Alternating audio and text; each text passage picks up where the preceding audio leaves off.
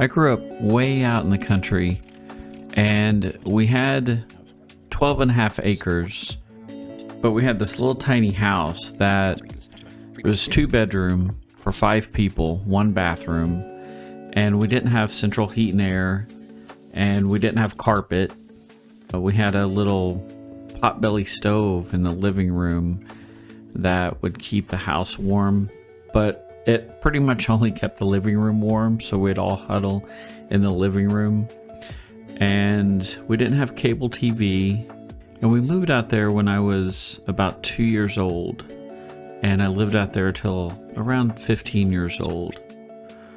But we had this long driveway, and our house set back off of the main road. If you're standing on the porch looking down the driveway, we had a pond down on the left, and on the left that was the big field is what we called it, and there was like a ditch, and then the big field and another ditch, and our neighbor was on the other side of that field. And on the right side we had half an acre field, and that's where the barn sat. And on the side with the pond, there's a lot of trees. And then if you look down the driveway, across the field was a lot of trees. And we called that the woods across the road. And we didn't have any paved roads. It was all gravel roads. And we didn't have any street lights out there. So when it got dark, it was really dark, unless the moon was really bright. And then if your eyes kind of got adjusted to the light outside, you know, things would kind of be lit up with the moonlight. And we didn't have city water. We had well water, and on the back of the house, attached to the house, we called it the well house, and it was this damp, dingy, small little section off the back porch that was really terrifying. I was pretty sure that monsters lived in it, but it would kick on, you know, throughout the night sometimes, but it was kind of soothing, you know, you got used to it. And our back door didn't have a lock, it just had a nail in the door and a nail on the wood frame and this chain that my dad had wrapped around it. And then behind the house we had some smaller barns, and it was like the chicken coop, and there was a place for the cow. And the woods across the road is where my cousin Andy and I would spend most of our time. We would hike all through those woods, and we'd wade through the water in the creeks, and if there was a strong enough looking vine, you know, we would swing on it. And we always took either a hatchet or our knives just in case we needed them. We'd also build forts out in the woods. Like we'd either chop down small enough trees and make these makeshift walls, or find a little area, you know, like an embankment, and lean up trees and stuff. So we had multiple forts out in those woods. I have a lot of good memories of spending time in the woods out there. And when we came across a creek, we'd always flip over rocks and look for crawdads or little frogs and things like that. And my brother, he never really liked to hike in the woods. He wasn't much of an outdoorsy guy. But my brother and I, we shared a room towards the front of the house.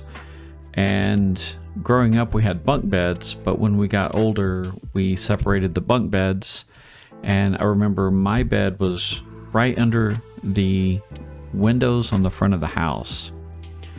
And a lot of times at night, I remember it'd be really, really dark and quiet, and I would sit up and look out of the window down this dark driveway, and all, you know, you could just see like tree shadows, and sometimes you could hear coyotes howling out in the distance.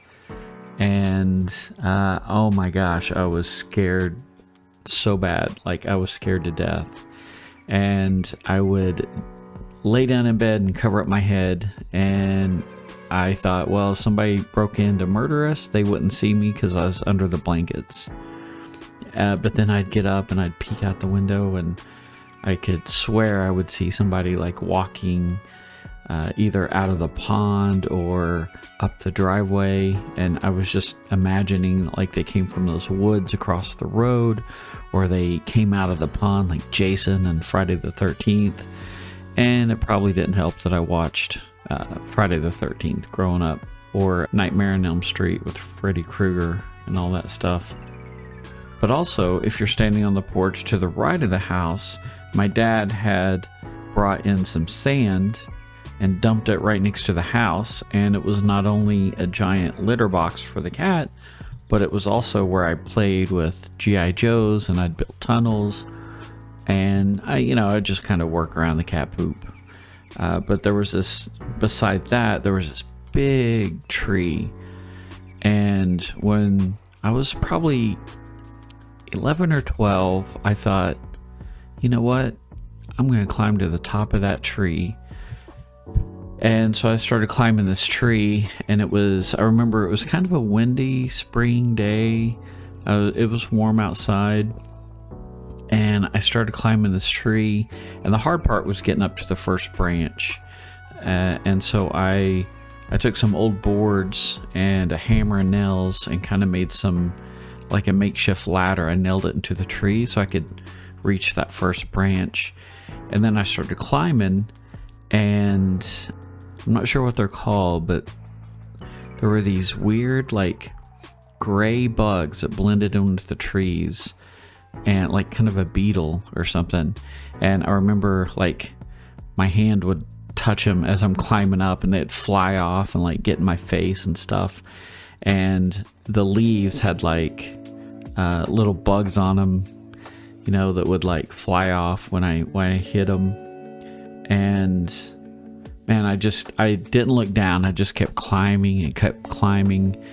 And the tree, to me it was huge, but it was really only about as tall as a telephone pole.